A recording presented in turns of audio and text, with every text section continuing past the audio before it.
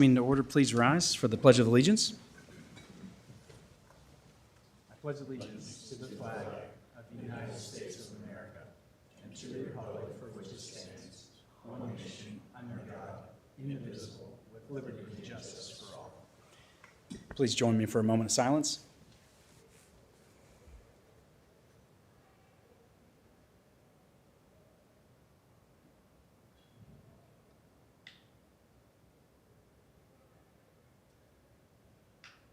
Thank you. You can be seated.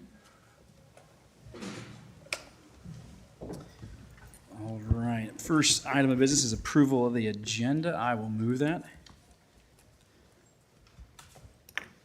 Second. All right. Motion by Bittinger, second by Nelson. Any other discussions or changes? All right. Hearing none. All in favor say aye. Aye. Aye. All opposed say nay. Motion passes 5-0. Next up is the consent agenda. Items 2 through 7 constitute a consent agenda of routine action items to be considered by one motion. Items pass unanimously unless a separate vote is requested by a board member. Item 2 is approval of the minutes from the March 18th, 2025 meeting. Number 3 is approval of claims. Number 4 is from Human Resources, Melissa Thomas. Approval of a memorandum of personnel transactions and the approval of the child abuse prevention and reporting policy. Number 5 from Deputy Commissioner of Elections, Steve Hoffmeyer, is to receive the appointment of Victoria Ellison as Sloan Township Clerk. Number 6 from Board Administration, Heather Van Sickle, is the approval of notice of property sale resolution for a parcel ending in 2003, AKA 1814 West 4th Street for Tuesday, April 8th at 4:35 p.m. And then from myself and Board Supervisors, the approval to set the public hearing for Tuesday, April 1st, 2025 at 4:30 p.m. for the Crittenden Center Community Development Block Grant application. And with that, I'll move the consent agenda. Second. All right, motion by Bittinger, second by Nelson. Any discussion or changes? All right, hearing none, all in favor say aye. Aye. All opposed say nay. Motion passes 5-0. All right, we're almost to our set time. So with that, we got a couple minutes here. Let me go ahead and ask John Malloy to come forward for number 9 of the WCICC approval to spend FY26 CIP dollars. Chairman, Vice Chairman, Supervisors, John Malloy, IT. As I've explained to the WIC Commission the last several months, when we budgeted for our enterprise firewalls here last June and July, with the intent that our firewalls were expiring in November, we had maintenance through November of this year. And they announced end of life on our firewalls in May of this year. So we've done all the vetting and testing, and we need to move in this next month. So that's the purpose of moving forward our CIP funds for this year. That's the request. All right. Any questions from the board or anything? Okay, I'll move that. Second. All right, motion by Bittinger, second by Carper. All right, all in favor say aye. Aye. Aye. All opposed say nay. Motion passes 5-0. Thank you. Thank you, guys. All right, that brings us to our 4:35 set time for 2 public sales. With that, before we get into that, I'm going to ask Heather Van Sickle to come forward and just explain these 2 sales. They are a little bit different than a normal public sale. So, all right, Heather. Heather Satterwhite, Board Administration. Basically, these 2 hearings are coming back up today before you. I think in February, Sioux City Journal or Lee Enterprises had a system-wide cyber attack. So that prevented my affidavit of publication to be sent over to me. So it's basically the only way to correct it today is to set them up as a notice of property sale for a direct sale to the highest bidder that we had initially. It's fair market value price for those, and so a direct sale to fix that should be sufficient today. Okay. All right. I mean, no one's here, it's just correcting that so I can get that proof of affidavit. Okay. All right, thank you. Yeah. All right, so with that, we'll open up the public hearing for the sale of property parcel ending in 5016, AKA 410 18th Street. So we'll open up that public hearing. If anybody wants to speak against or for this sale of the property, please come forward. All right. Not seeing anybody, I'll move to close the public hearing. Second. All right, motion by Behringer, second by Nelson. All in favor, say aye. Aye. All opposed, say nay. Motion passes 5-0. And that parcel is, do I need, Heather or Michelle, do I need to read out loud who it's going to since it's in the backup already of the direct sale or what's? I would, I would, yes. okay, all right. All right, let me get there real quick. All right, so that first property goes to James Brady and Amber Brady for the fee of $20 plus recording fees. So with that, I'll move that to sell it to them. Second. Motion by Bittinger, second by Dietrich. All in favor, say aye. Aye. All opposed, say same sign. Motion passes 5-0. That leads us on to our second public hearing, sale of property parcel ending in 5001, AKA 2910 13th Street. And with that, we'll move to open up the public hearing. Anyone who wants to come speak for or against that property, please come forward. All right. Hearing none, I will move the close of the public hearing. Second. All right, motion by Bittinger, second by Nelson. All in favor, say aye. Aye. All opposed, same sign. Motion passes 5-0. And I will move to sell the second property to Daytona Bamer and Tristan Hemgartner for the sum of $25,000 plus recording fees. So I will move that. Second. All right, motion by Bittinger, second by Carper. All in favor, say aye. Aye. All opposed, same sign. Motion passes 5-0. All right, thank you, Heather. Anything else we need to do for that direct sale, or was that everything?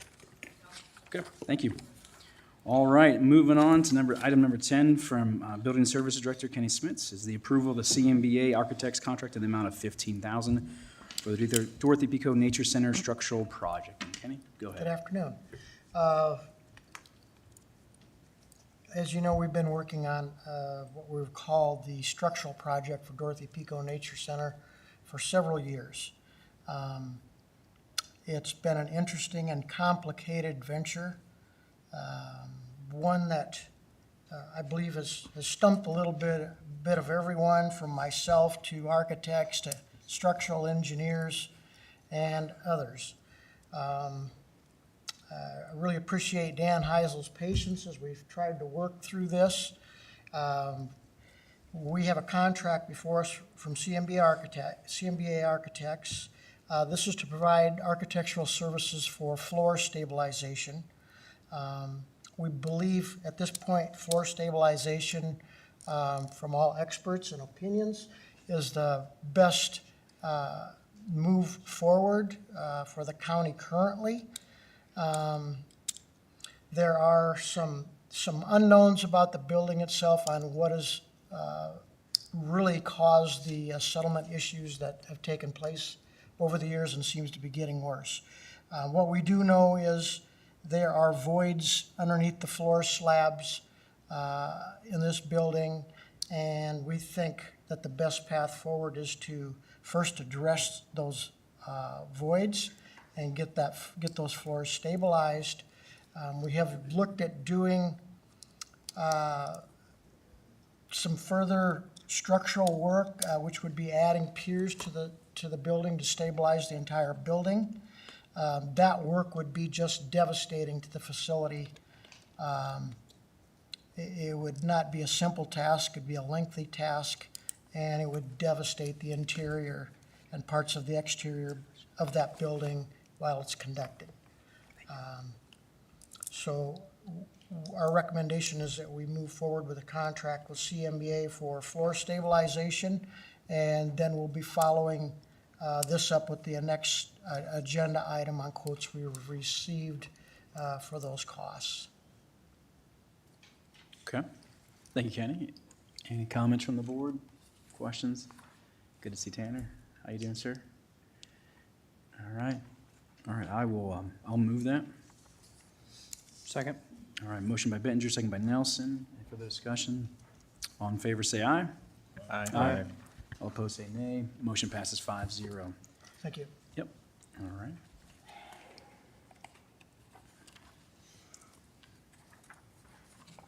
That leads us on to item B, is the approval of concrete raising service quoted dated 3/19/2025 in the amount of $48,000.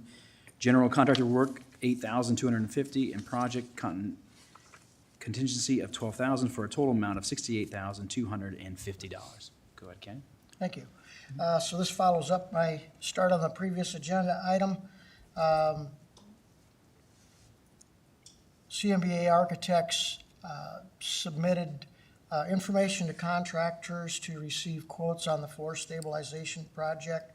I'm going to ask Tanner and Terry to come up and speak to that a little bit. You'll notice there is only one quote in here that we're asking to approve. We did try to receive multiple quotes, and we thought we were going to get at least two. Unfortunately, we did not, and I'll let the guys come up and speak to that if you would.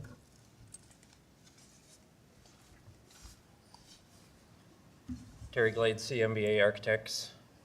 Tanner Cappy, CMBA Architects. So as Kenny said, it's been kind of a lengthy process trying to figure out even the best way to address this. And we kind of went back and forth between the floor stabilization and actually some footing supports. And our structural engineer recommended this floor stabilization. So we put together documents for that process and went out to a couple of companies, and we thought up until the day of the bid that we were going to get two bids. One backed out. So it was a competitive process. Up until the last minute there, we didn't know that we were only going to get one. So I feel confident the numbers are fair, and that really the numbers ended up really where we thought they were going to. So what this does, again, it stabilizes the building. We're going to continue to monitor the building, the inside and the outside of the building over time, to see if there is any further settlement of other parts of the building, or if it's just this floor that's been moving. Okay. All right, any questions from the board? I just have a quick question. So I think it was talked about the drainage around the building. Is that being addressed in this quote as well? We didn't feel that any additional drainage work was required. We did check out, there are roof drains, downspouts that were collected on the east side at one point and diverted to area drains. We did have that, or Dan had that cameraed, and they did appear to be in good condition. So we think that may have originally caused some of these issues, and we feel like that's been taken care of. Okay, thank you.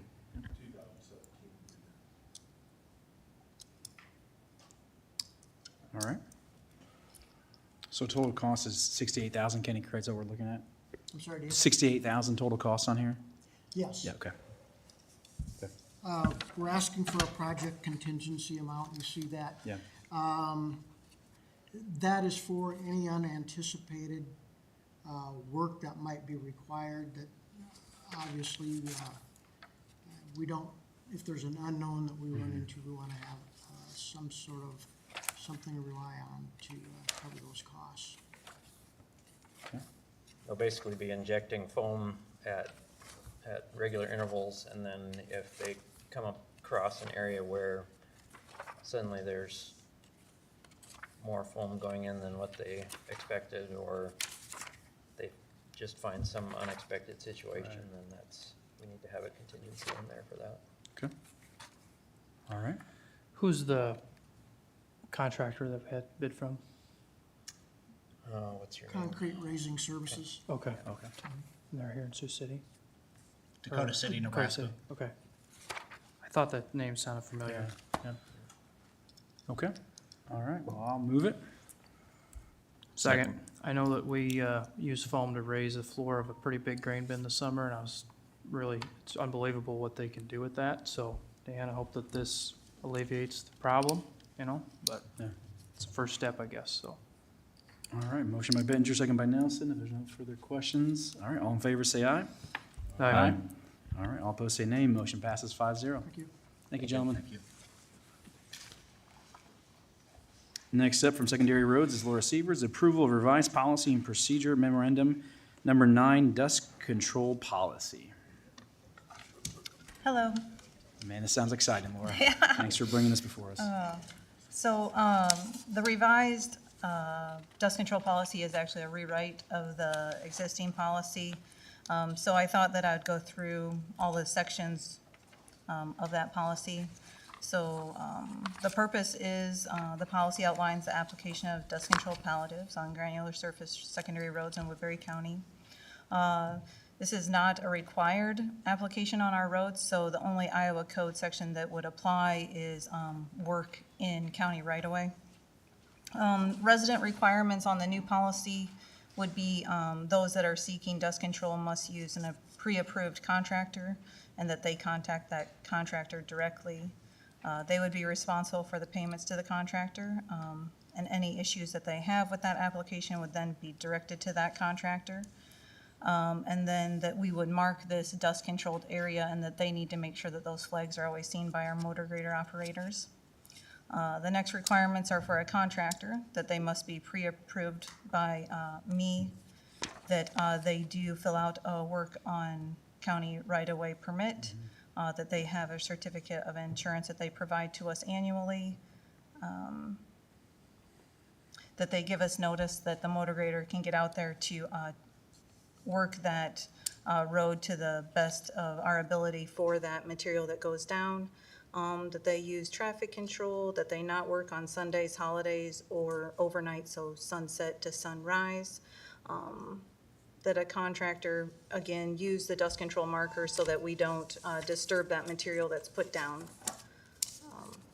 Again, I recommend that we have pre-approved contractors do this work so we know that the material that's going down is safe for our roads and for our residents. I do list that they need to provide a safety data sheet of that material so that we can have it in our office for anyone who needs it. I do recommend that we use, lignal sulfate or calcium chloride, magnesium chloride as material on our roads. The application dates would be decided by the contractor. And finally, what we would do for us and this application is that we will prepare the road surface, that we would reblade the road if it's no longer safe for the traffic to go over at, and that we would pull up the dust control markers at the end of every year. And then I did add a fee that since we're going out there and doing extra work on these roads for this application, that we receive $20 per application that is worked for the contractor to come in. So again, that's a complete rewrite because the existing policy has two different types of situations. One is that residents do have to pay for it themselves, and then there's another where secondary roads would pay for it if they met certain situations. My budget can no longer afford to provide that service to our residents. And this policy now makes it no longer a selectively funded program, but a program for all people to have it, I guess, treated equally, so. Okay, all right. Questions from the board? I know some of our road supervisors. Any? Laura, do you think it'd be good if we sent notice to people that live on those roadways that have been getting dust control for the last several years for free on those why this service, I think, well, one, just to notice that this service is not gonna happen. Two, how they can go about if they wanna get Yeah. themselves, but then three, I think we owe them an explanation of why, and I think we just need to be frank with them that this was not a decision we wanted to make. It was made for us, and I'd be fine if we wanted to put some legislators' phone numbers in there that they could call and complain to if they wanted to, Right. but. To a point of, we're looking at any purchase that we make anymore in secondary roads is can we afford it right now? Can we push it to July? Even just buying material to fill in all of the potholes that are created this spring. So the budget is really tight. We, in the last 5 years, have spent over $500,000 on this part. And again, it's only helping or only providing a little bit of dust control for not many residents. It's an expensive thing to do, when you're doing it for quite a few locations, so. And it's also not universally loved. So we're also opening up ourselves to some unhappiness just by continuing. Yes. So I think we're all in agreement here. Right. Is there anything in there, Laura, say a business comes in, say like CF, when they were building, I think there was a lot of gravel road, like a business coming into an area would have to pay for any dust control. Is there anything in there? Not the county, but maybe that business? No, I think that we need to be neighborly, and when a big company comes in, maybe we can talk to them, before they get, maybe permits and things like that, Yeah. that we should discuss those. Okay. That's a great idea. Well, that can be part of the the use permit, Yes. What do you call it, the conditional use permit, excuse me. Yeah, P and Z can do that and approve certain conditions on construction, so. Yep. And DNR does have a requirement for when secondary roads will have to. When we close down a paved road and we push paved road traffic onto a granular road, if we have landowners that have residents along that route that can prove that they have seen an increase in traffic, which we don't really question that, are required by Iowa DNR to pay for those situations. Okay, all right. Any further discussion? All right, I'll move it. Second. All right, motion by Bittinger, second by Nelson. All in favor, say aye. Aye. All opposed, say nay. Motion passes 5-0. Thank you, Laura.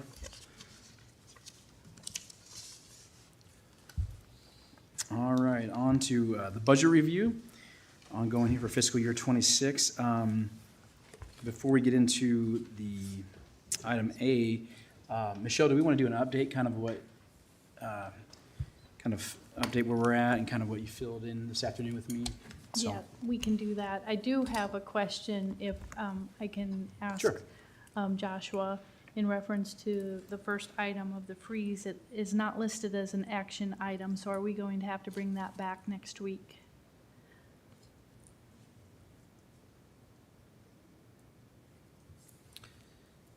Was there action that was anticipated? In the homework, there is action listed.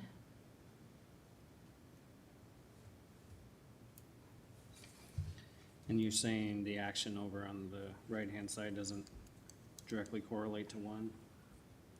Item 2 has action, but item 1 does not.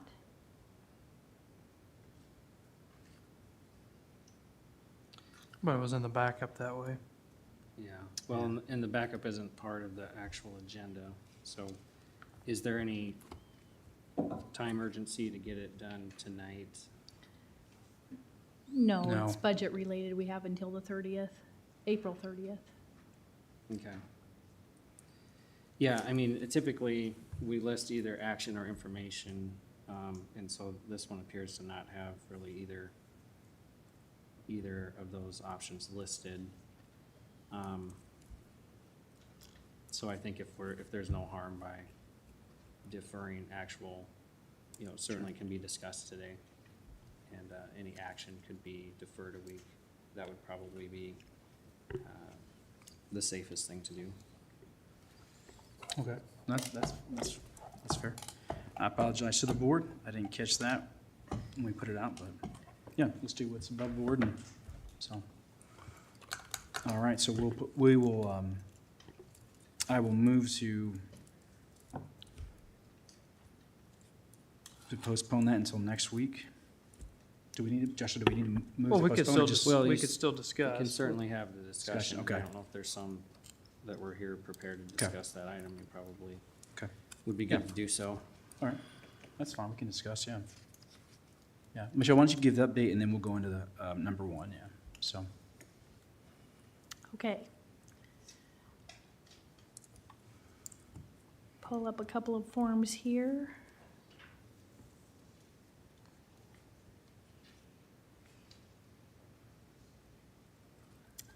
Okay, so first I have an updated reduction list. If we want to go through this as we have looked at in the past. So our general basic started with a deficit of 3.6 million.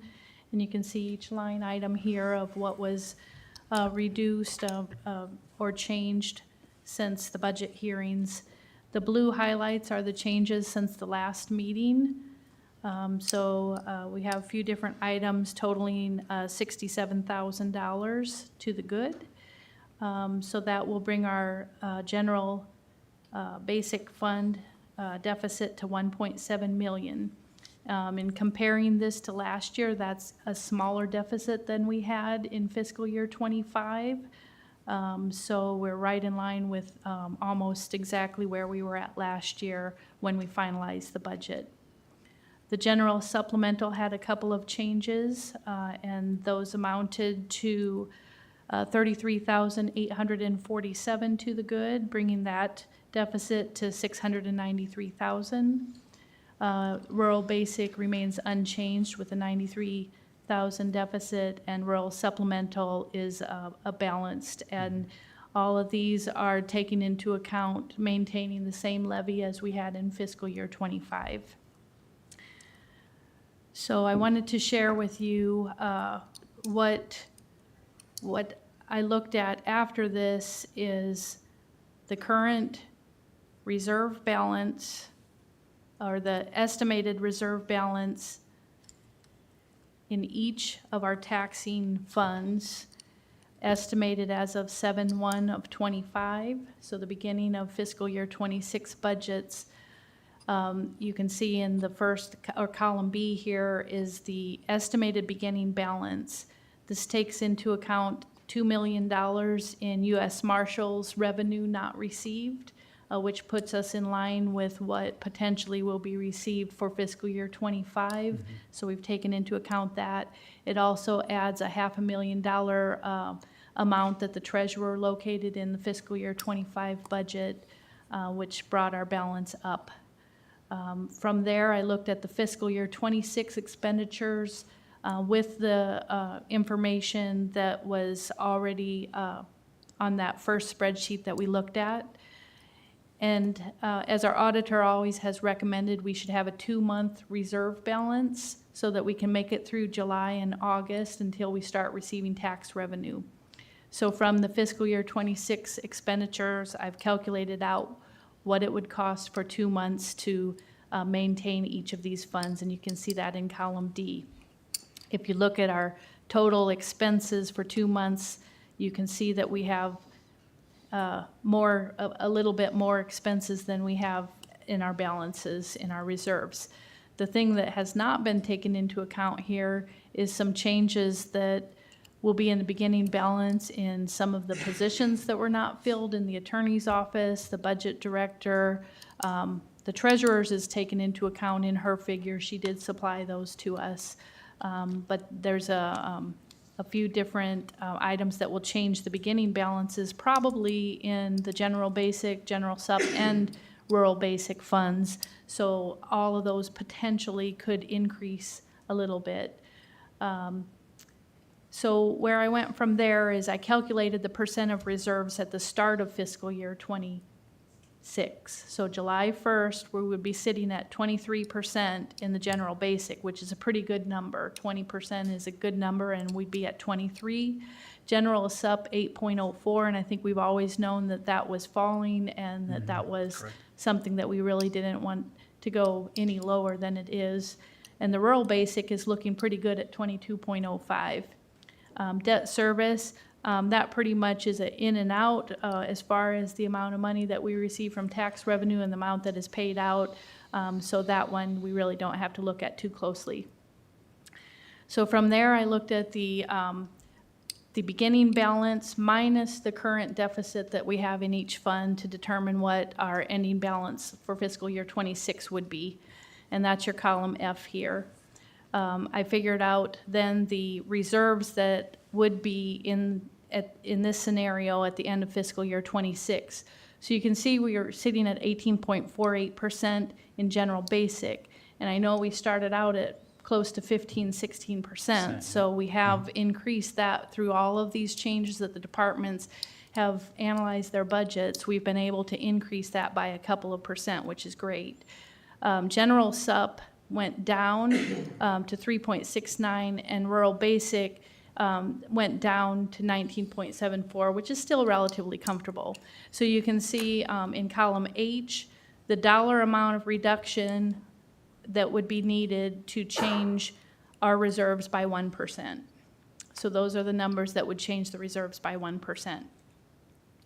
So the scenario that I wanted to put on my exiting budget director hat is, what if we were not to move the full amount from general basic to general supplemental for FICA and IPERS, but instead only move the amount that's needed to make the general supplemental a balanced budget?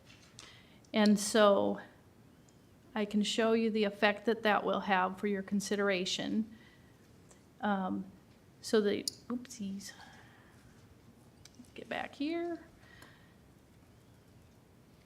So our deficit in general supplemental is 693,783. So if we plug that number in here, 693,783, it's going to balance our general supplemental, and we would offset that from the general basic, which is 693,783.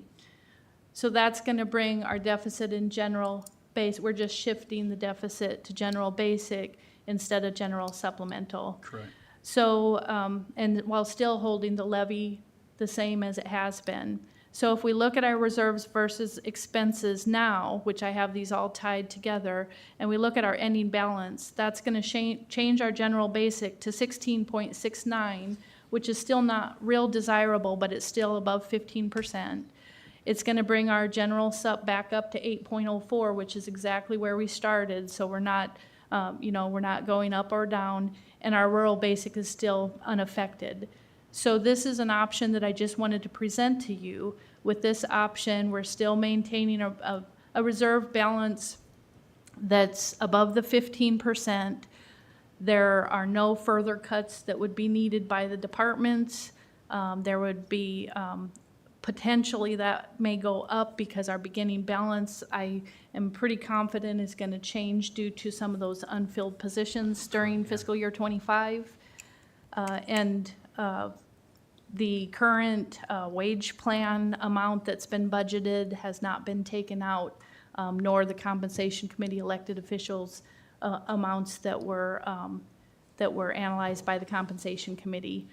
So that is purely with the analysis of the departments of offering up and some of the other findings that we've had along the way. So I'd entertain any questions about this scenario.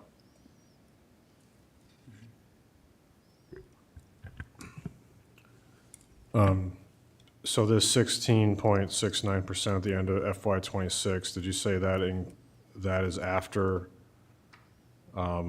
we cover the general basic deficit with reserves, or before?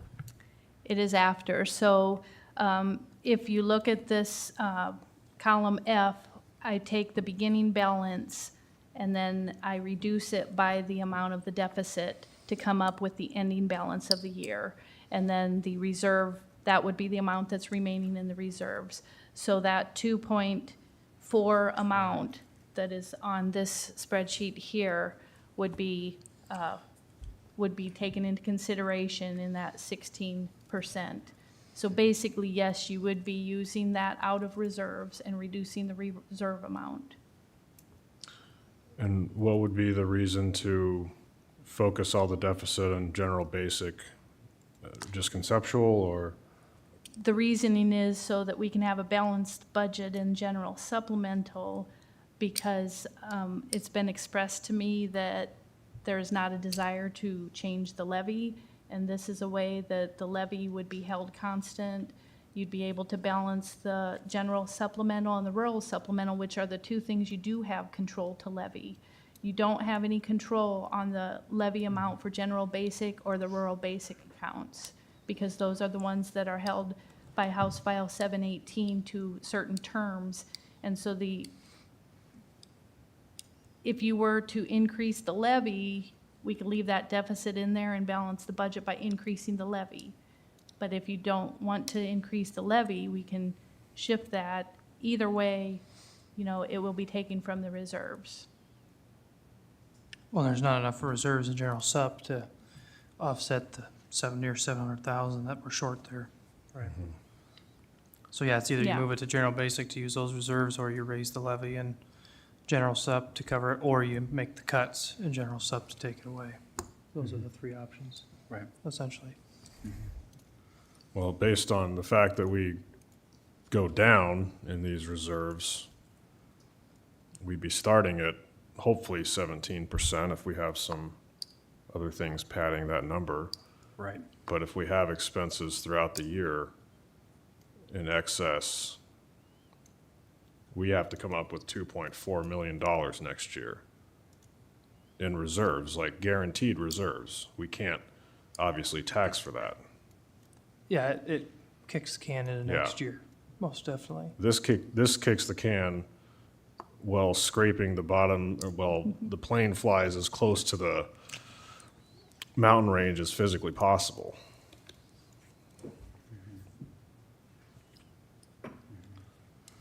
So I mean, I'm glad our checks won't bounce, but I don't think this is a reason to say we're done. Yeah, I think at that 16%, you're flirting close enough that if you have some sort of an emergency in the county that we gotta, spend a couple 100,000, then you're in trouble, like you said. Right. So you're like just right there. Now, this also isn't taken into effect. I had Ryan, I did not email all the supervisors. Ryan ran the numbers to the end of this fiscal year, unused payroll from the open positions, and that's, we'll check those numbers this week, and that number could be another $600,000 to $800,000 potentially. That would come back into the carry forward balance, so, which would, as we're seeing in front of our screens, can maybe raise by a couple percentage points, get us up to, 18, maybe 19%, but we'll work this week. I'll work with Ryan to get to verify that. And Well, and the other thing too is that, and I talked about this when we were allocating the lost and the gambling money, but that our departments have cut so much fluff out. I won't say fluff, but they've cut so many things out that they're kind of banking on having no issues, as far Correct, as vehicle right. replacement or repairs, that kind of stuff. And so their last line of defense is to come to us if something goes wrong to pay out of reserves, but if we don't have the reserves, so, all those budgets are just so razor thin on some of that stuff that I don't know that we can, that 16% is high enough in case of an emergency. Right. Well, and the carry forward based on unfilled positions is a one-time Right, benefit, it's a one-time. yeah. assuming we hire. And if we're not gonna hire, then they should be deauthorized. Because just keeping it open year after year is just giving us a crutch of unspent funds we can use over and over again, but at some point that Right, it doesn't represent reality. right. Yeah. So, that's kind of, where we're at. Anything else, Michelle?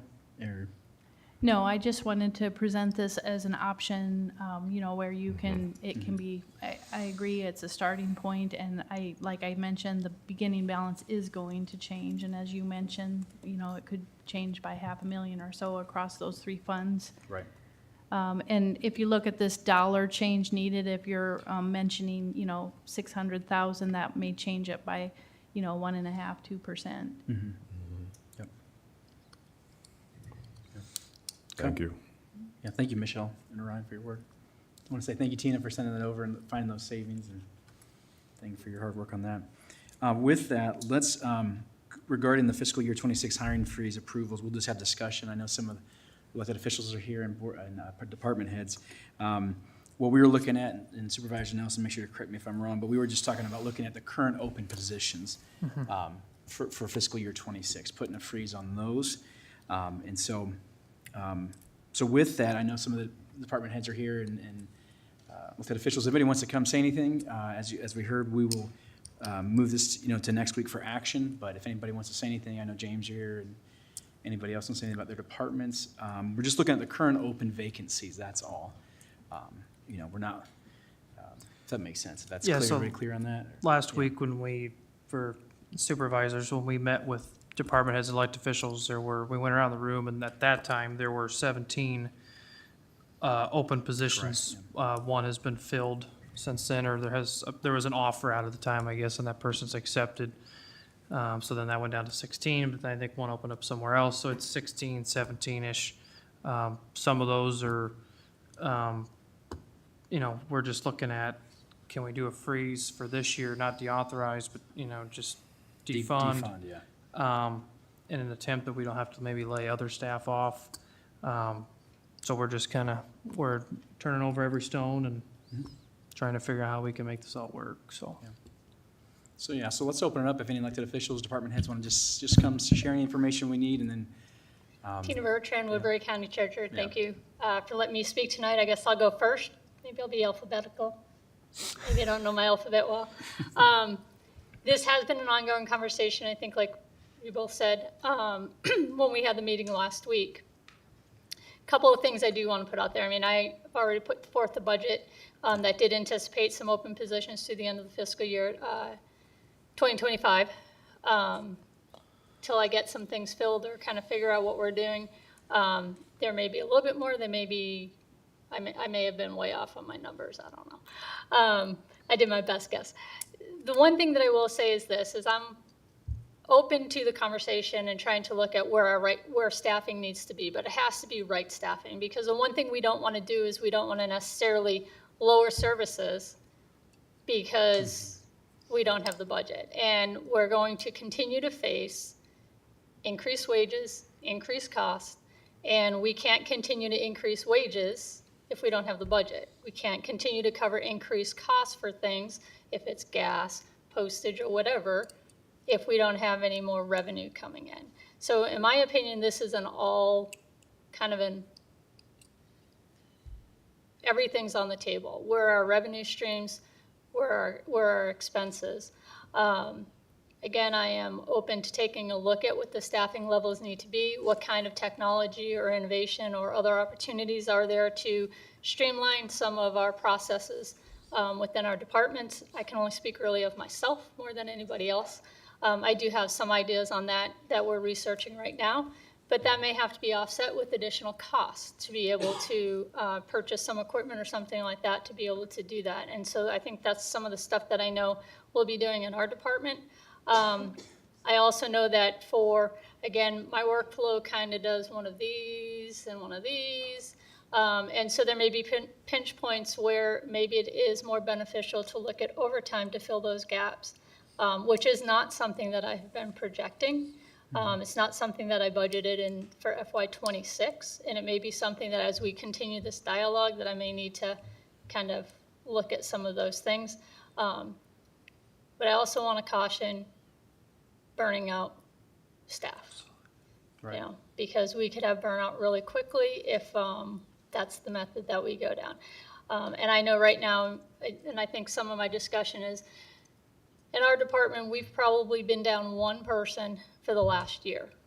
It's just kind of a cycle. We fill it, it opens, somebody goes on FMLA, comes back, somebody else goes. So it feels like we've been down one person, and we've managed it. So there's something to be said about looking at that. Again, we've had some overtime, but I do have my concerns that I don't want to burn staff out. Sure. So it is kind of an ongoing dialogue in my department, and I think it's something that we have to do. But we are kicking the can down the road. I mean, 718 is not going away right now. Right. And all we're doing right now is, I think, Supervisor Ong, I don't necessarily disagree conceptually with his statement in terms of, if we're going to freeze it, what are we going to do next year? So now's the time to start looking at what can we do, because if we're freezing it and we're not increasing revenue, we're going to have to eliminate those positions. Right. Because that's the only answer out there. Correct. Thanks. Thanks, Tina. All right. And I'd like to piggyback off of what you just said regarding burnout, recruitment, retention. Speaking for me, but maybe the rest of you guys feel the same way, that is a serious problem. And that we've had departments that have had a serious issue recruiting people or keeping positions full. And so what the legislature has done to this, they have no understanding of that. And they've just made the problem now even worse. Because some of these jobs are highly competitive, especially us versus private sector, whatever. And if we can't hire those people, we don't have that service, but then we're also required to have that service, right? So it's a no-win for us. So that's not lost on me to any of our departments or staff or department heads, but they've put us in a very possible situation here. And I have no doubt that we're gonna face staffing issues, whether it's burnout, whether it's recruitment, whether it's retention. And so, I fully agree with you. And just continue the dialogue a little bit without going too overboard. You know, when there's turnover, when there's burnout and there's turnover, we also lose that expertise. 100%. You know, which then has its impact on our services because, you know, now you're starting with all new staff and they're not as up to speed and it's just kind of the same cycle over and over again. I don't know, like I said, we're just gonna put our hats on and try to figure out what we can and cannot do to streamline our processes. Thank you. Any other elected officials or department heads want to go? Go. Feel free to.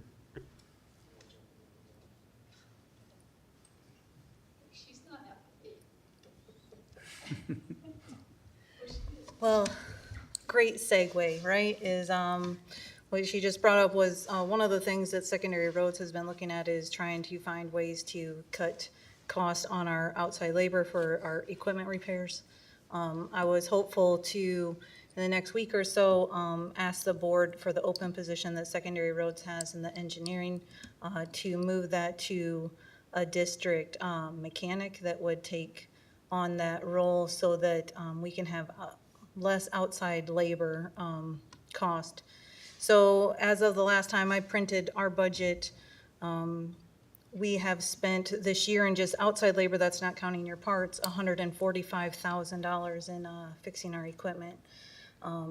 If you even guess that half of that is something that one individual could do without, you know, all the overhead costs that we get every time we take a vehicle to a specialty shop or, you know, one of our equipment provider shops. I also feel like, you know, on top of that is fees that they put on that, parts that they put into our machines that maybe we could cut. So currently we've spent $229,000 on parts. So if you add them together, cut it in half, that maybe this position could save us in funds. I would ask the board to not cut that position, maybe allow me to present next week what we were thinking for a job description for this position and what we were thinking on pay for this position before Secondary Roads loses that position. Sure. If I can show enough cost savings in other line items, could we keep that position and try to fill it? Just, I wasn't prepared enough to be able to provide all that today. It was a really busy day and last week was really busy. So I'd love to have that opportunity. I think so, yeah, bring it back next week. And this yeah. was fiscal year-to-date numbers? Yeah, so we're looking at 4 Wow. more months and that snow event put almost, every shop has one piece of equipment in a shop right now getting fixed from that snow event. Wow. It was rough on us, so. But if you'd allow me at least to present that next Yeah. week, I'd appreciate that. Yeah, So, bring it back, Laura. okay, thank you. Thank you. All right.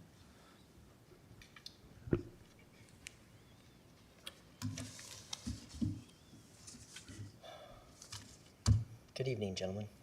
evening. James Loomis, Woodbury County Attorney.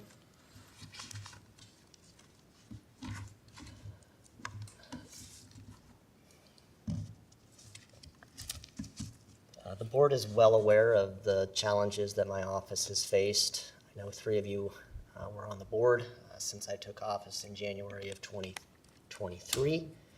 2 of you, Mr. Dietrich and Mr. Carper, are new, but I'm not sure that I need to recount the challenges that have been facing my office and the tremendous efforts that the board has made to help my office out. It's greatly appreciated to give you an update. Even from last week when we spoke, Chairman Bittinger and Mr. Nelson, we had 3 openings as of last week. I had offers out and all 3 have been accepted. And so currently at this point in time, those 3 potential attorneys in our office, we were waiting for bar results to come back. One would come back in April, the other 2 would come back in September. Obviously, if the board were to put a freeze on 2026 that would eliminate my opportunity to bring those two new folks in. I would strongly urge the board not to do that. I don't think that that's a good decision to make. I understand that the position the board is in and the decisions that have to get made regarding where the money gets spent and making sure that we do that wisely. But from my perspective, in terms of what I've done, I made offers to those individuals in good faith, and they've accepted those in just the last 2 days. And so the third we'll know here in a couple weeks whether or not she comes on board as an attorney. But from my perspective, the challenges that we've faced have been difficult. And we are now at a point, I feel, where we've got some reprieve, just because we have folks in the office that can do it. And a big thank you goes to the folks on the board that endured a lot of grief to get to that point. But to not allow me to fill those positions, I think, would be harmful. Big picture wise, having those attorneys in the office to allow them to do their work and to partner with the law enforcement agencies that we work with to make sure that we hold people accountable is important. I know that all of you recognize the importance of that, but we need attorneys in the office to be able to do that.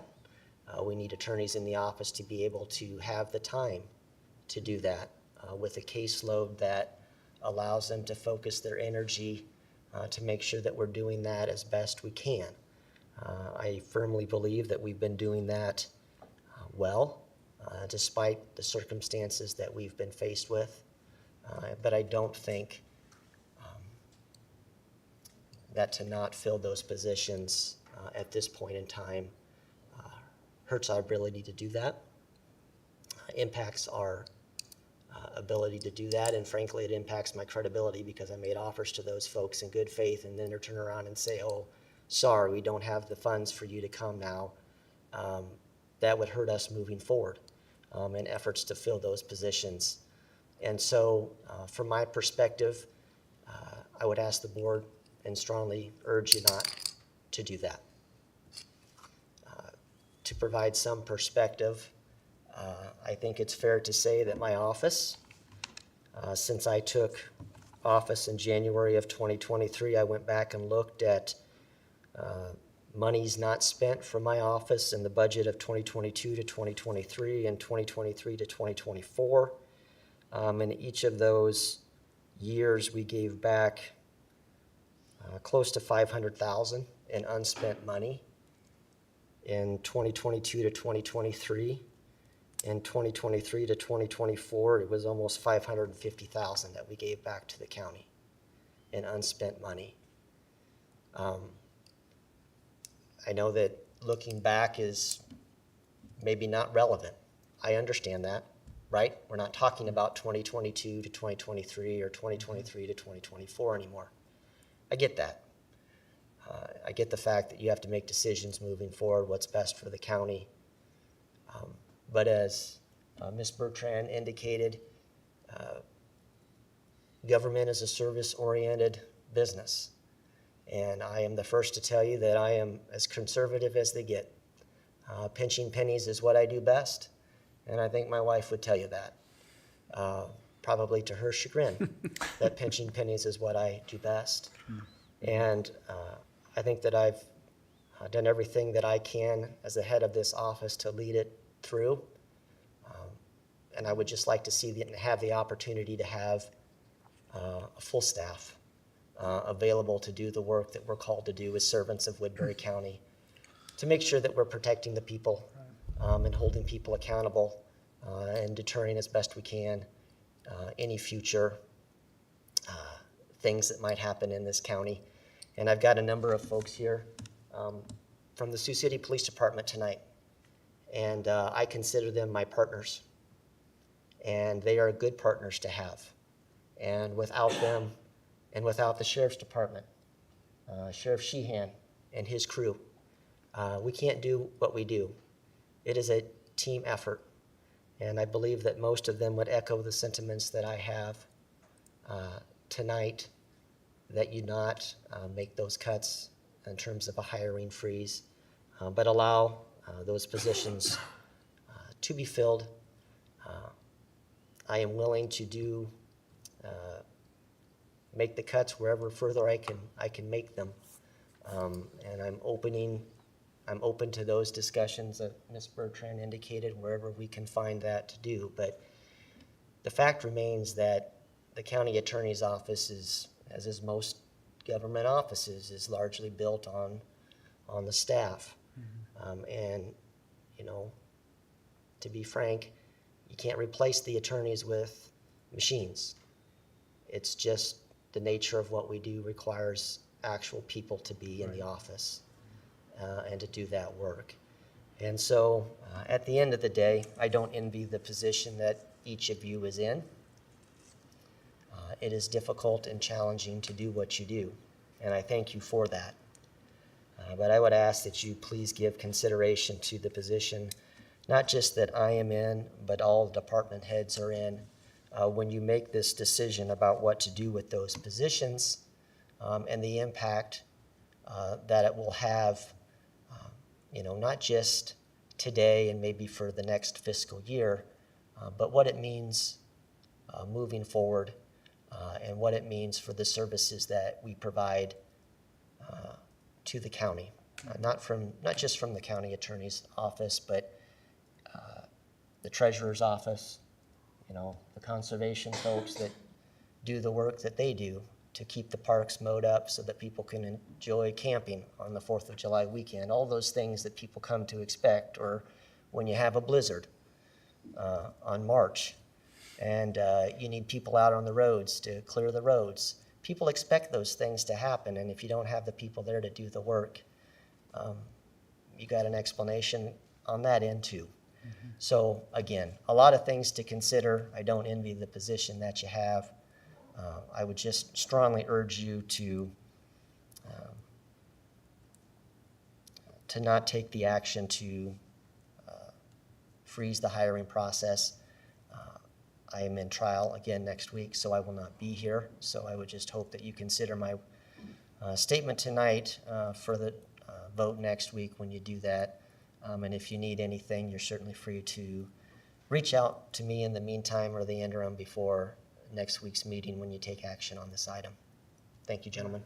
Thank you, James.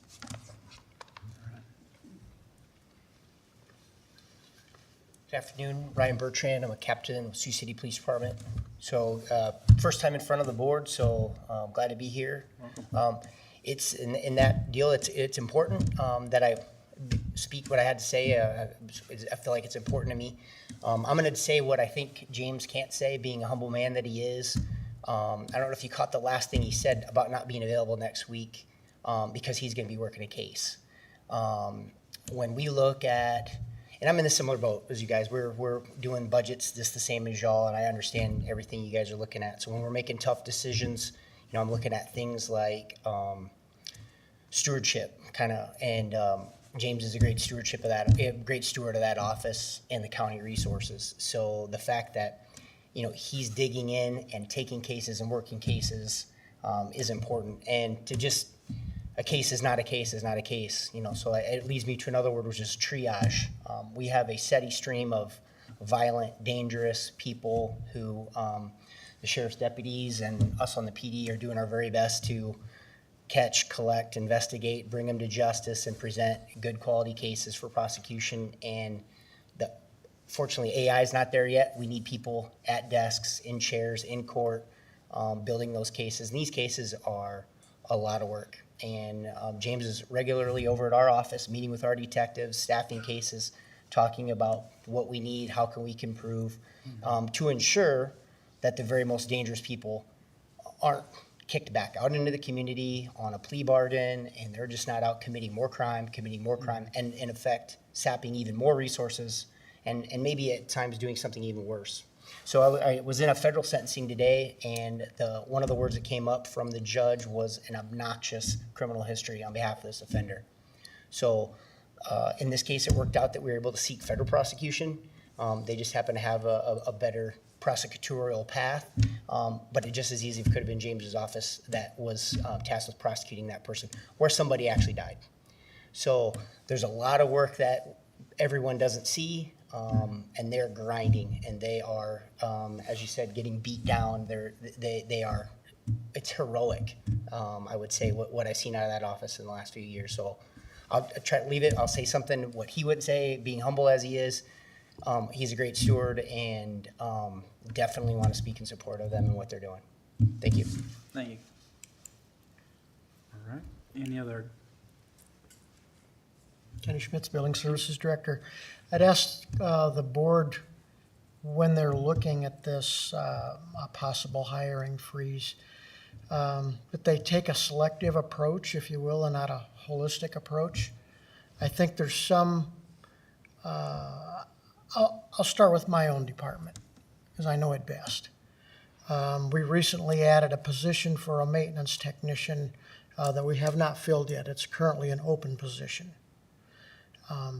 What I would say about that is I would offer not to fill that position.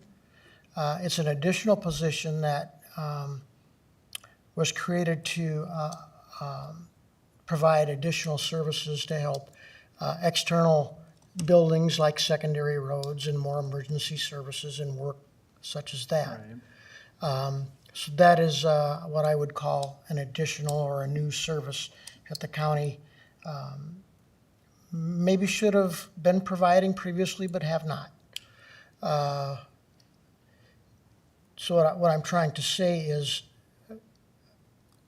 to try to maintain a level of service that we currently have without cutting those positions. I have a custodial position that's open that hasn't been filled. I need that position to maintain the same level of service that we have. That's not an additional position, it's just a refilling of a position. So I'd encourage the board to try to take a look at the different departments, again, as a one-on-one basis, and, you know, can you get by with this position, or is this a new position providing a different level of service that was previously provided, and take a look at it that approach. Thanks. All right. Kenny, real quick, so the sheriff's office, we've got, 80-some inmates, federal inmates in there now.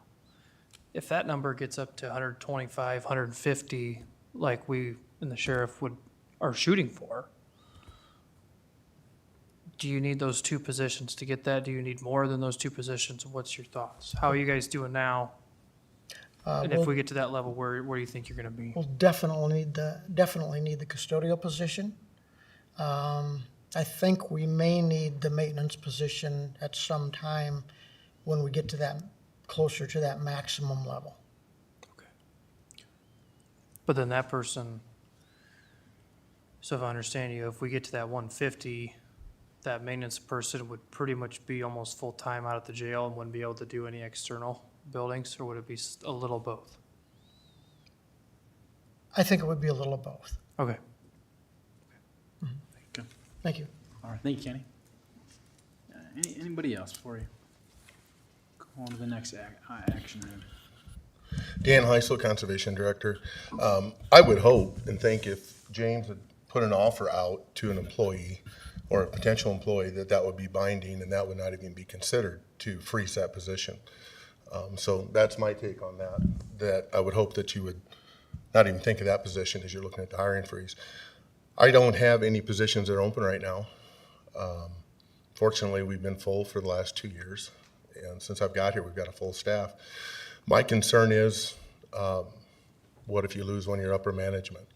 Let's say I were to retire or fall over dead tomorrow. I've got a deputy director that's ready to take over, but I would need that deputy director's position. So you either don't fill the director's position and make the deputy director do it, or you elevate him to deputy director. So, and I know we've discussed that, so I hope that you think of that when you go forward with that hiring freeze. I've been missing my office manager, federal jury duty, down in Omaha for the last week and a half. But when she gets back, she's got a list of things to do, and that's one thing is to get some information to Michelle, and that's what we will have left over for salaries, and that would be for seasonal and full-time. You talk about burnout.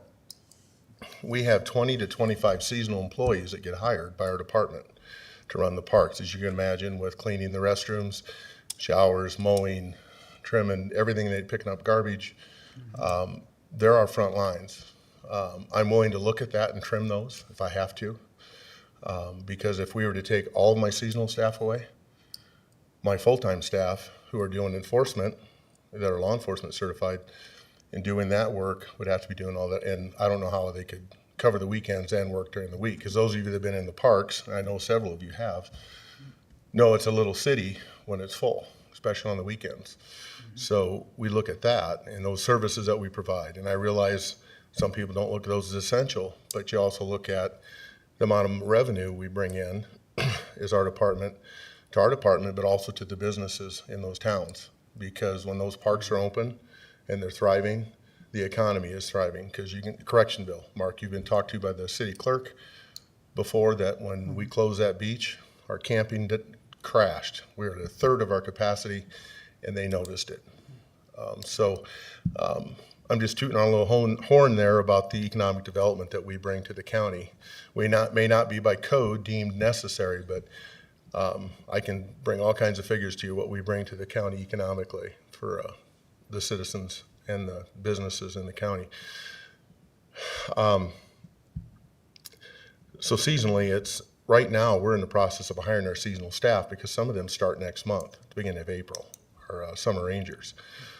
I have a concern that if you are going to cut our budgets and I have to come up with big dollars, come July 1st, I'm going to have to let those people go. And who's going to do the work but my full-time staff?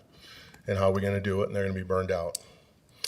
At the Nature Center, I've offered to Michelle, and at our budget workshop, we have a cleaning contract where they come in twice a week.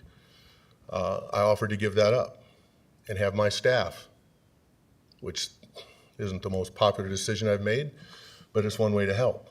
We don't have building services. We're an outside government building. They don't come out and clean our buildings. It's been under contract. So I've offered that we would do that. I'm looking at some other creative things within the budget. I'm hoping that when April 13th comes, I know you want to publish again, that you don't publish at a reduced rate yet. We got 30 days. April 30th, you can set that levy lower if you need to. Let's not do it on the 13th. I realize, we can always lower it. Once we advertise it on the 13th is low, we can't raise it. We're stuck. So we're looking at our department to find more money for you to help with that. At the end there, I saw you had $189,000 you needed I was talking to Michelle when she had that epiphany today. I was asking for information, and it kind of got me hopeful that I know we're kicking the can down the road, but it's going to give us more time to work on things, find out how to be efficient, and not just wish that we had not gotten rid of everybody that we did. So, young families, employees that have residences that pay taxes, they'll have to move. They'll have to find a job somewhere else. So you got to look at that side of it too. So I know it's a tough decision. I've talked to most of you. So we'll do our part, and I'll try and get more information to you when I can, Michelle. So, all right. Thank you. Thank you, Dan. Okay. All right. If there's no one else who wants to say anything, we're going to move on.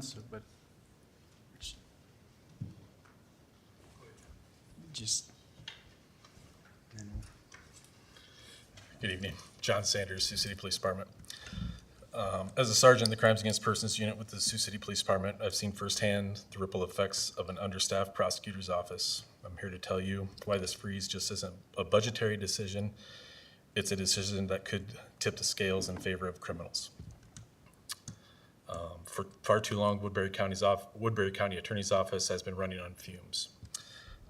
I've seen it firsthand.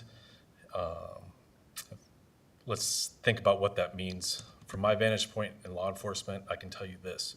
Short-staffed attorney's office is a win for criminals. When cases pile up, evidence can't be reviewed in a timely manner. When plea deals are rushed through because there's no one to take cases to trial, justice suffers. Criminals slip through the cracks, victims are left without closure, and our streets become less safe. A hiring freeze would lock this problem in place, turning a temporary struggle into a permanent crisis.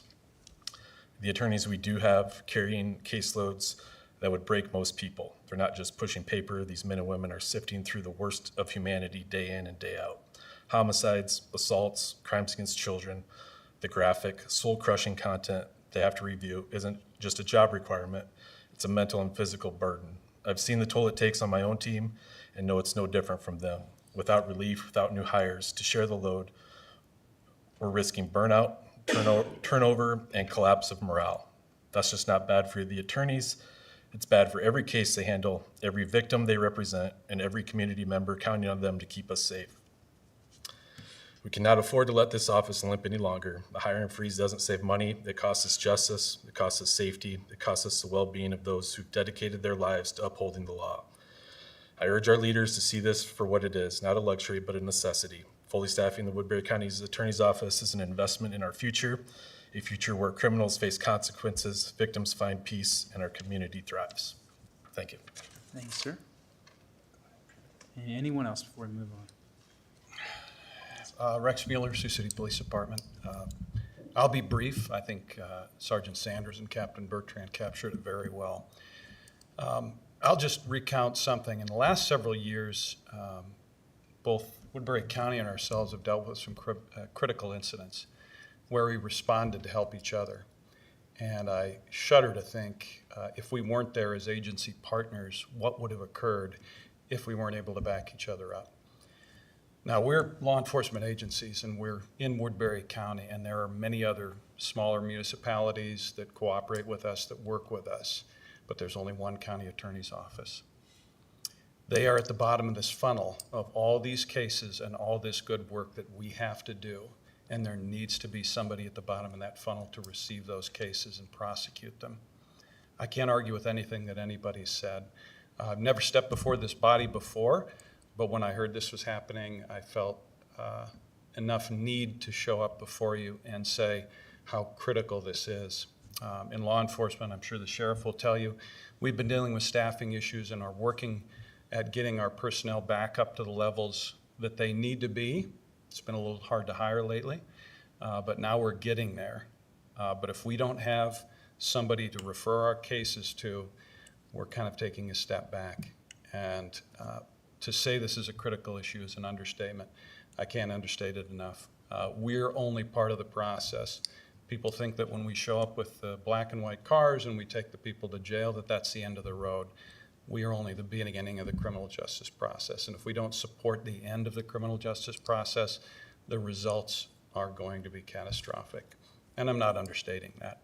I just want to pledge my support for James. He has been an incredible partner under the most difficult circumstances. I look at our staffing losses and how difficult the difficult decisions we've had to make to maintain essential services. We've moved people out of specialty units just to cover patrol. James doesn't have that. He doesn't have all these divisions that he can borrow from. He is, and his staff are, an essential service that need to be there. I don't know where the cuts could happen, but the fact that he actually has personnel that are applying, those personnel need to be brought on board for the safety of all in Woodbury County. I appreciate your time. Thank you, Chief Mueller. Well, good evening. I want to address a couple things separately. First would be our own openings that we have in the sheriff's office. The only openings that we have currently would be on the corrections side, and as I've talked at length with Mark and Chairman Bittinger throughout some of the recent negotiations, and I think the board's well aware that if we don't fill those positions in our corrections side, and thank you for what you did for our starting wages coming in July, if we don't fill them, then the revenue numbers are not going to get where we want them to be. For every extra 27 federal inmates that we're able to hold in the facility, it's about $1 million in revenue. Today, I think, I don't remember the number I sent you, 74, 79? 74. 74. I'm suspecting that we're going to be at 100 or near 100 again soon, and we'll be inching towards 125. As you know, the original budget that I proposed was asking for 8 officers to be able to get us up over that number, closer to that 150 number. We took that off the table, understanding how tight the budget is, but we cannot function where we need to function if we don't fill the positions that we currently have open. And you know, the domino effect will be we can't even get the revenue to meet the projected budget revenue numbers of, I think, 3.65 million, and that will be catastrophic, because then your revenue is going backwards, and then we're all in even more trouble. So I would encourage you to,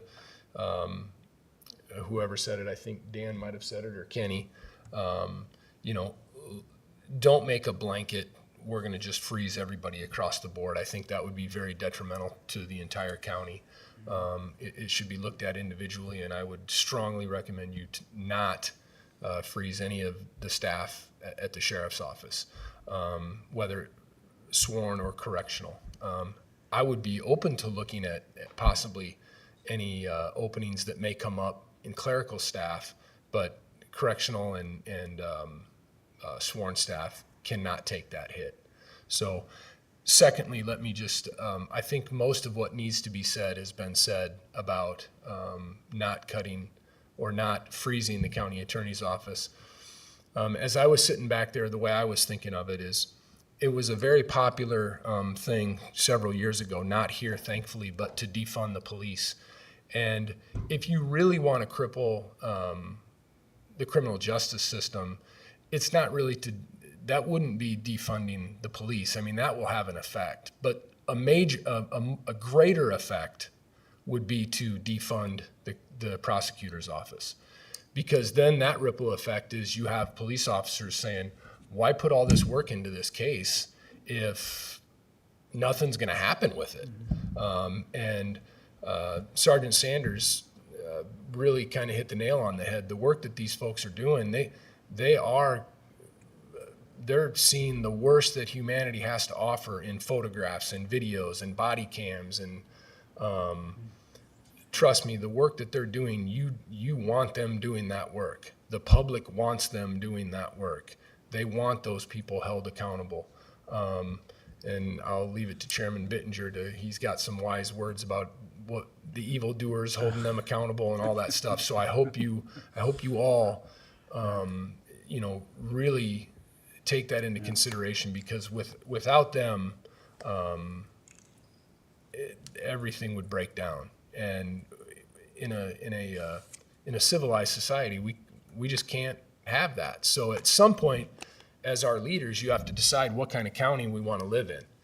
Do we want to live in a county that's going to uphold justice or not? And, you know, if the answer is not, then I'm moving.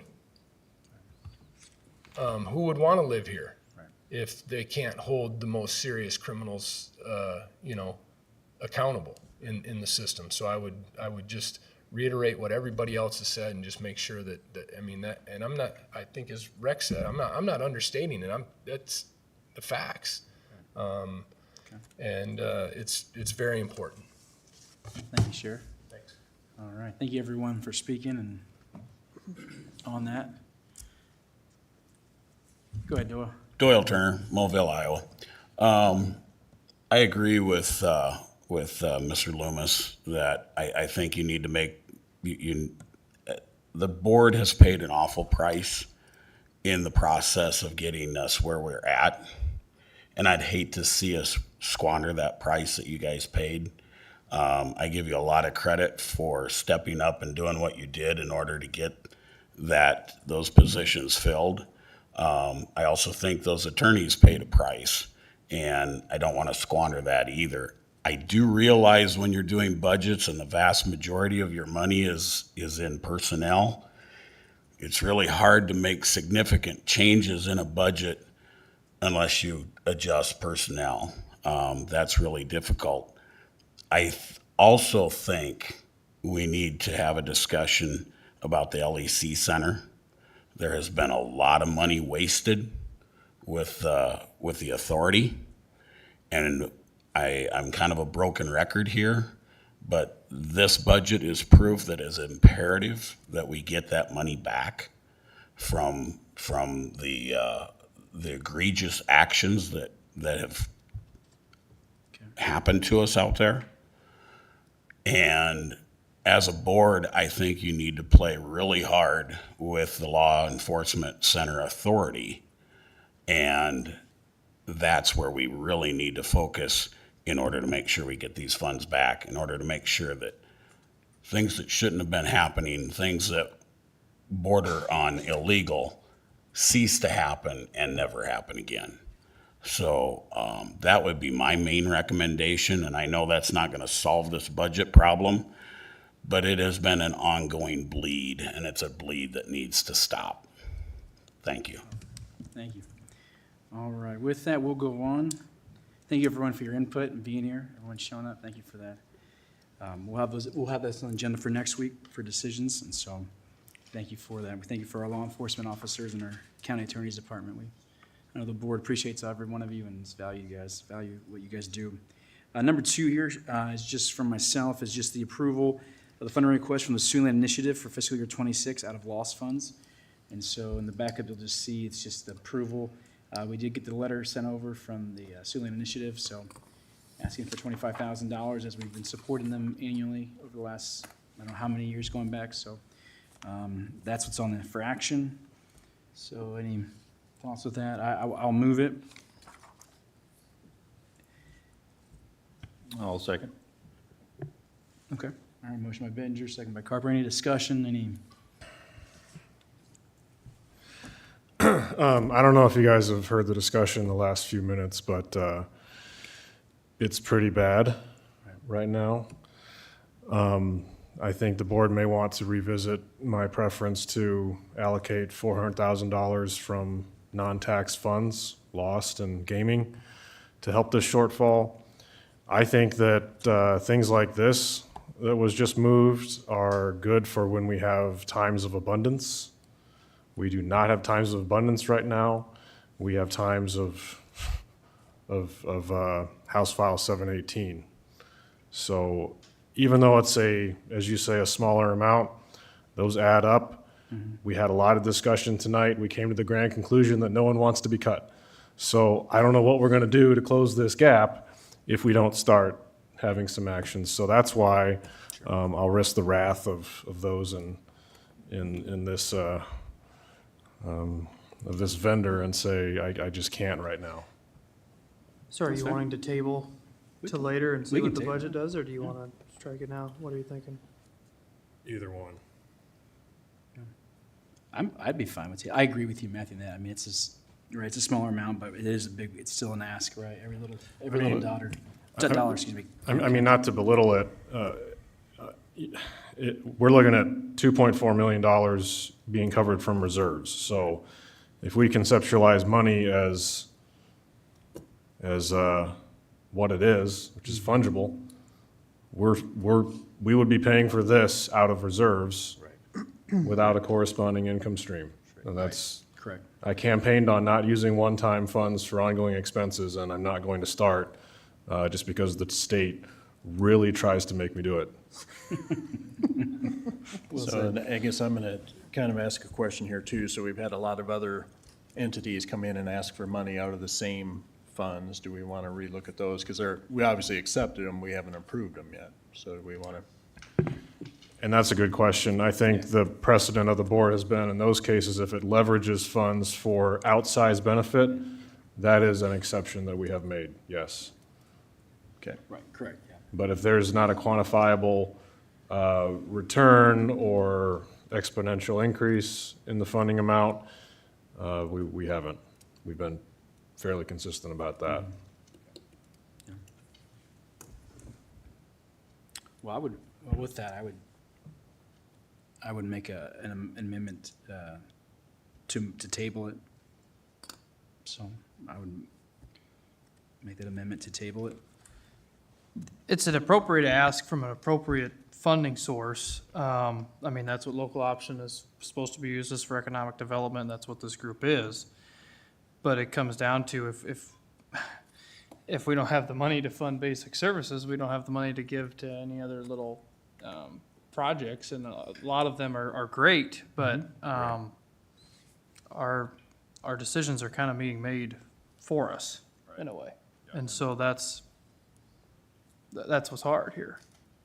Yeah, and this is what local option sales tax is intended for and been used for in times 100%. of more abundance, but we have been using it to fund secondary roads equipment, and things like that. So, gravel. But to the tunes of hundreds of thousands of dollars, and every year. So, Okay. Well, there's an amendment to table it. I move that, to table it. Second. All right, there's a second to table it. All right, for any third discussion? All right, all in favor, say aye. Aye. All opposed, say nay. Motion passes 5-0, and we'll table this, and we'll bring this back here at a later date after budget season here. All right, with that, reports on committee meetings, if there's any. I'll go first. I just had our SHIP organization, which is Siouxland Human Investment Partnership. We just had our review on the investments there, and also, which is going very well, and overall budget, they are on key, making budget, and then just doing some great work in the community, working with 0 to 3 literacy, and then also, as you know, the state, as the state is realigning some of the child care and early childhood in Iowa, there's just some realignments, and so SHIP is just looking at some funding and just program realignment to match what some of the state lawmakers are wanting to do. So other than that, they're all good, and it's going forward, so that's all that I have. Anybody else? I just have a report on Community Action Agency and their program, LIHEAP, the Low Income Energy Assistance, has helped 2,600 families in Woodbury County, and they had funds of $1,665,000 available, and the average family would receive approximately $400,000 with those requests. Also, $400, not $400,000. $400, I'm sorry. Thank you. $400. Did I say 400,000? You said 400, yes. I think everyone should apply for that. So, yeah, they receive $400 on average. And also, there was a disaster case management. There was some property in Anthon that was declared a total loss. And so I believe that Mike Montino and possibly in the future, maybe Dan Heisel will be able to take a look at this. And also, they were thinking about maybe making some changes with this property. And also there's 50 families that were greatly impacted by the flood in Woodbury County, and the Community Action Agency has helped with that. One big event that they're having is Week of the Young Child, and that's April 7th through the 11th, if anybody wants to get involved with that. And go to the Head Start program that they're offering and be involved with some of the kids in our community. All right.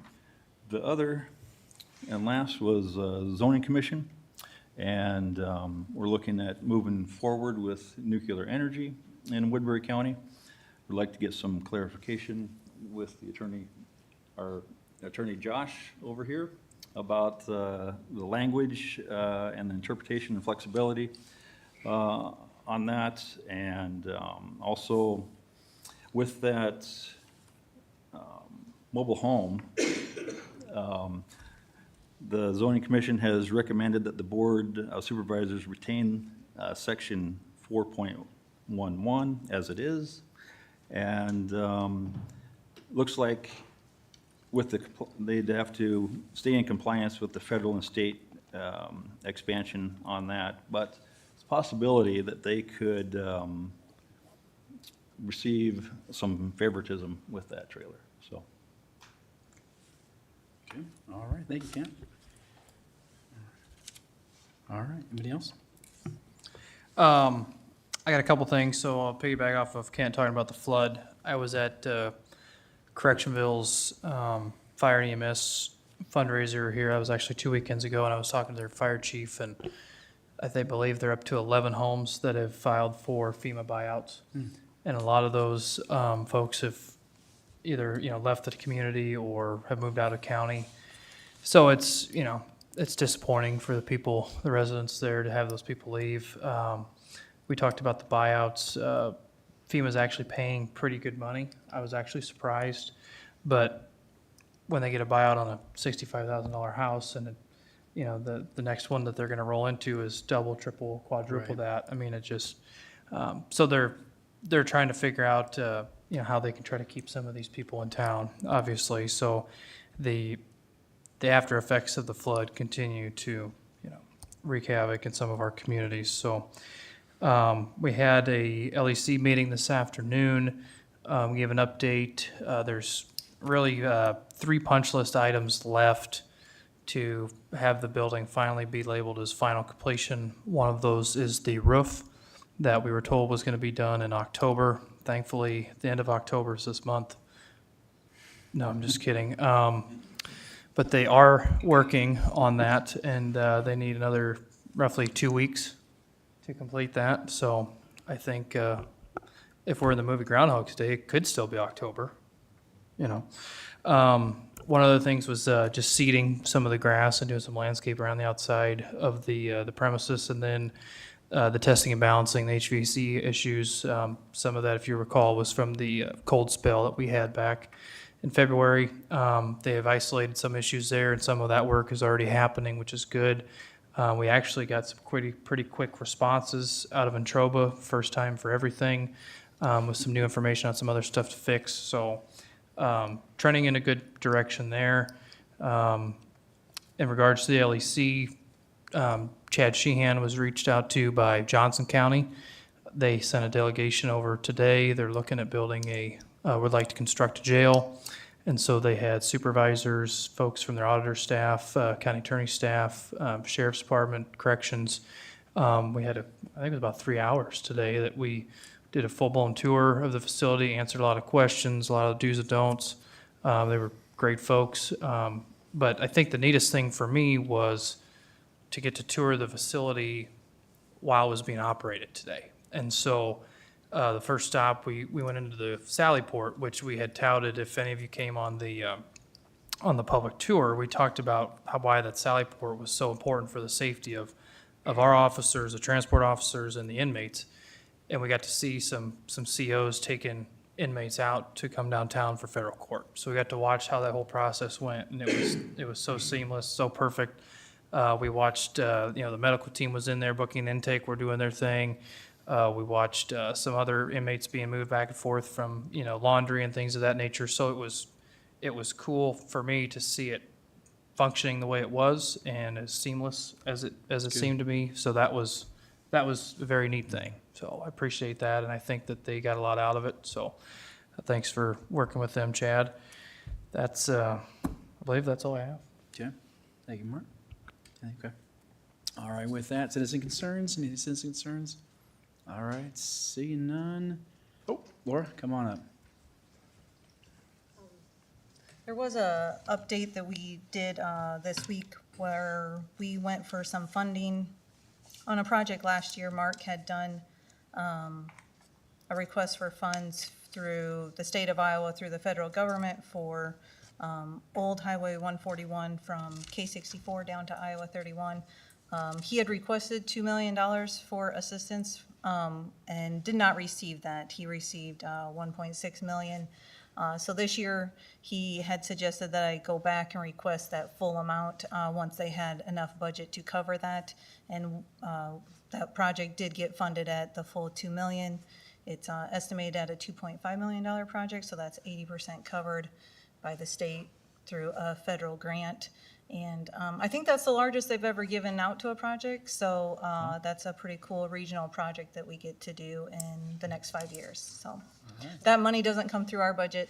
You know, that money, the project is paid for through the state, and then the last 500,000 would be paid out of our farm to market funds. So, Okay. Let's get some good news. yeah, That's a good, thank you. good news. All right, any board concerns? Anything else? Okay. I just wanted to say, back to the hiring freezes, is one of the guys made a comment about James being very tight with the money.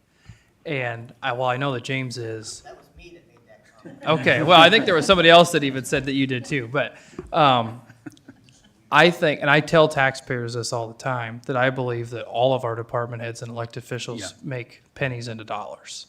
And I say it almost every day when we talk about some of this stuff. And I think that's the hardest thing for me when we work through House File 718, is that in my heart, I believe that the people that we have in leadership here are doing the absolute best that they can. And as elected officials, department heads, we have run this as lean as we can. And this is kind of a shot below the belt, you know, and so we're not having any fun as we work through this, because we've been doing the right things for a lot of years. And you guys have done the right things for a lot of years. Right. So, but I wanted that to be on the record, because I believe that everybody here in Woodbury County government is doing an excellent job of pinching pennies. And we will do our best to support you. Right. So.